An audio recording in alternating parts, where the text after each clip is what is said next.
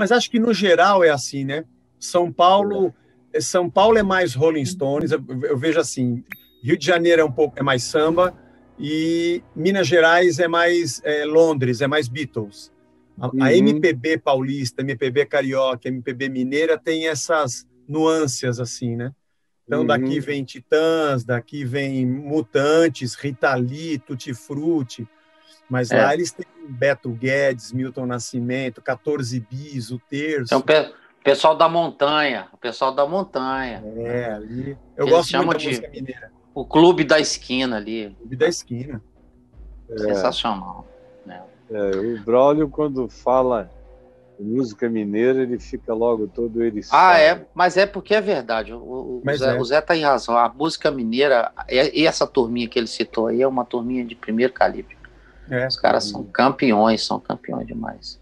E por outro lado, essa coisa... Na adolescência, de ouvir as músicas do Lobo Borges, as músicas do Beto Guedes são meio profecias, assim. Ouço assim... Aliás, o Caio estava falando sobre Jesus, né? Que Deus fala o tempo todo, ele fala o dia todo, né? Quem tem ouvido para ouvir, ouve, né? Ele está falando... É isso mesmo. Outro dia, lá na igreja, eu fui pregar sobre... eu estava pregando sobre o Sermão do Monte, e quando chegou na Luz do Mundo e Sal da Terra, eu catei o violão, falei, vou cantar uma do Beto Guedes aqui. E cantei o Sal da Terra, né? Anda, quero te dizer nenhum segredo. Sim, olha... nossa casa. E olha, o povo adorou. E tem os mineiros lá que gostaram demais. Os mineiros ficam apaixonados. Você chega a jogar pão de queijo na gente. Né? Agora, uma perguntinha aqui, cara. Eu vou me metendo aqui no Zé Bruno. Por favor, não. Aqui é para você, Braulio. Vamos lá. Zé Bruno, qual que é a... Obrigado, cara. Qual que é a principal referência do Resgate? Você citou o rock de São Paulo, você citou a música mineira, mas o que o Resgate resgatou para si desse caldo de música linda brasileira aí? Da música brasileira, na minha, porque eu componho a maioria das músicas, né? E eu ouvia muito o 14 Bis e o Terço, que são mineiros, né? Tá. E também ouvia tudo de Beatles, a coleção toda dos discos em LP, depois em CD, e eu gostava demais. Acho que depois, mas aí os anos 90 também vieram com, principalmente o Paralamas, que é de Brasília, para mim é talvez a banda brasileira, junto com o Skank, que é mineiro, mas o Paralamas para mim é a banda, né? Mas aí eu já estava um pouco mais adulto. Porque o Paralamas é 10 anos, tem 10 anos antes do Skank, né? Tanto que tem aquela coisa do Skank copiar o Paralamas. O primeiro disco do Skank é meio que uma cópiazinha. Samuel imitando o Herbert Viana, assim. No começo era parecido, eu acho, mas depois o Skank seguiu a linha deles, né? Aí o Skank... Então o Paralamas é a banda, assim? Brasileira, eu acho que sim.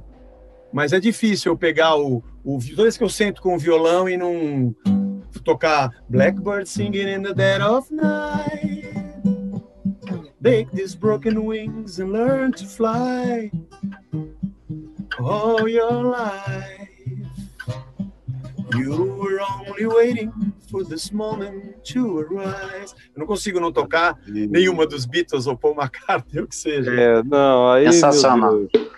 Eu sou um indivíduo que praticou a vida inteira essa liturgia de cânticos dos Beatles. Para mim, e aqui na minha casa, é algo de natureza litúrgica, como canto gregoriano, é como alguma coisa do gênero.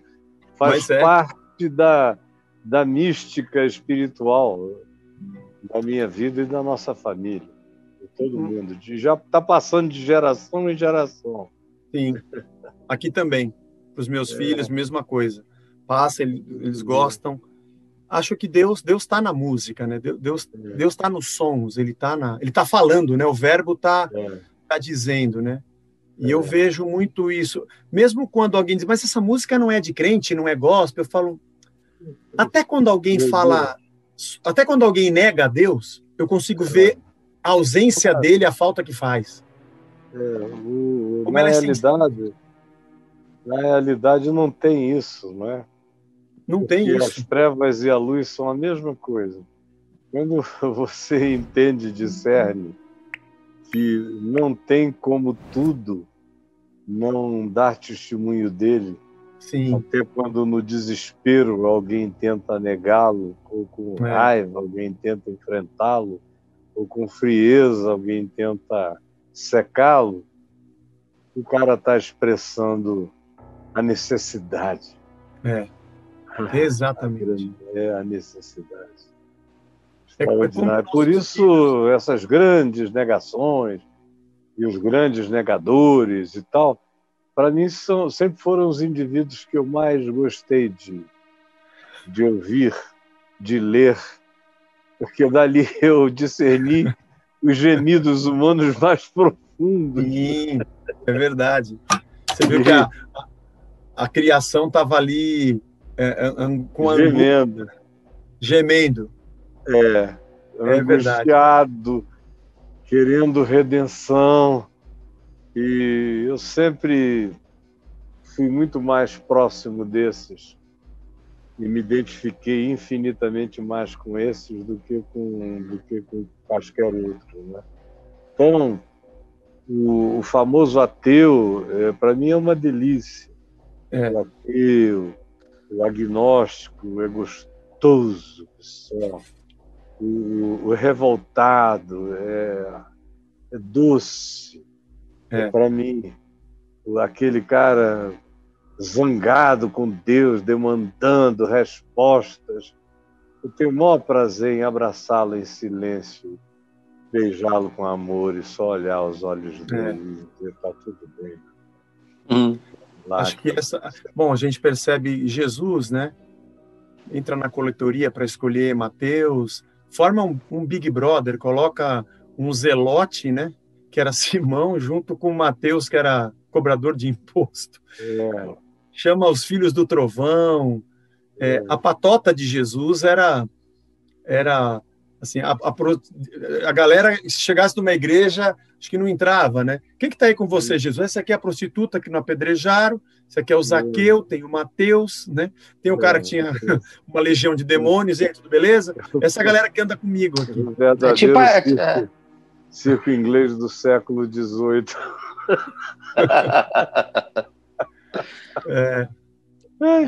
E o Gadareno, ele diz: vai para casa, porque é para eu parar de escandalizar os de Gadara. Vai você e conta para todo mundo. Mas é mesmo. Há uma beleza nisso, né? Quando a gente vê o evangelho causando incômodo, conforto ao mesmo tempo, aquele que esperneia, aquele que abraça, aquele que chora, e vê tudo florescendo a partir do evangelho, do reino de Deus na terra. Aliás, acho que é a única coisa que de verdade fascina e dá esperança para a gente viver, ainda mais no mundo que a gente está vivendo hoje, né? E uma coisa linda é que, à medida em que você vive o Evangelho com intensidade, sabe que você é um Evangelho em processo, em repetição, em prática. Você é o Evangelho segundo Zé Bruno, o Evangelho segundo Caio, o Evangelho segundo Braulio. A gente está tendo a chance de, na nossa existência, vivermos Jesus e sermos discípulos na mesma medida em que aprendemos com Ele e fomos enviados para sermos como Ele. Como o Pai o enviou, Ele também nos envia para sermos segundo Ele.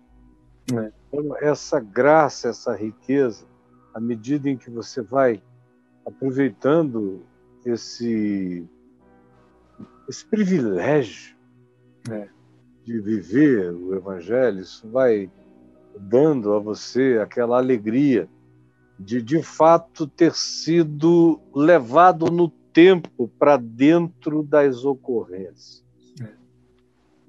Eu tenho vivido os últimos 48 anos nessa perspectiva. Até no pior tempo da minha existência, depois de convertido, que foi ali por 98 e em diante, um período horroroso, mas eu vivi tudo aquilo como quem é um personagem de dentro da história, com Jesus, não é uma coisa separada, mas ao contrário.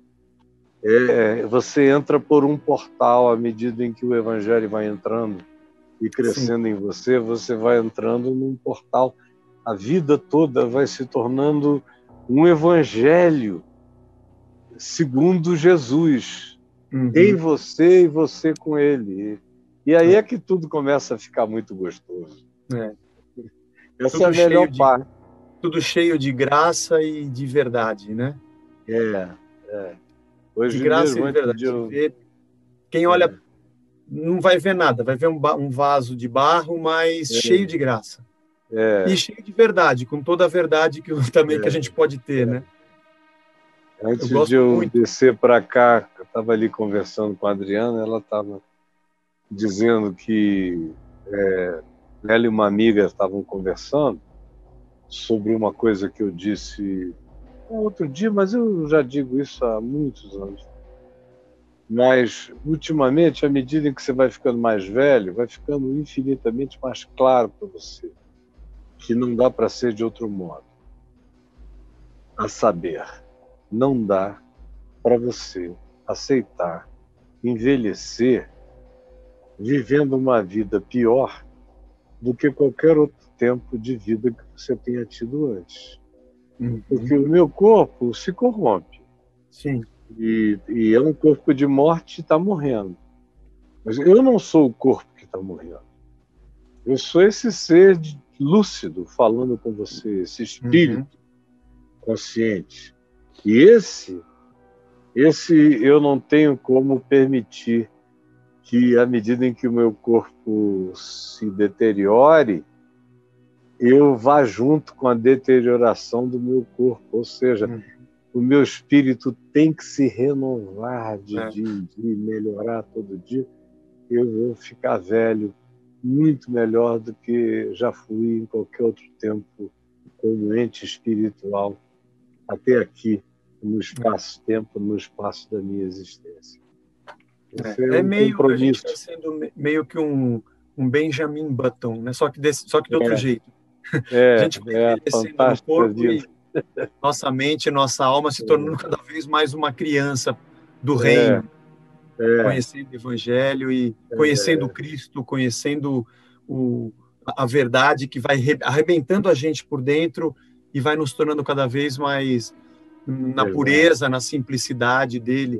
Quando eu vejo muita parafernália, quando eu vejo muita coisa, já não me atrai, eu já fico... É na simplicidade das coisas de Cristo que a igreja caminha, que a gente se sente em paz, que a gente tem alegria de viver.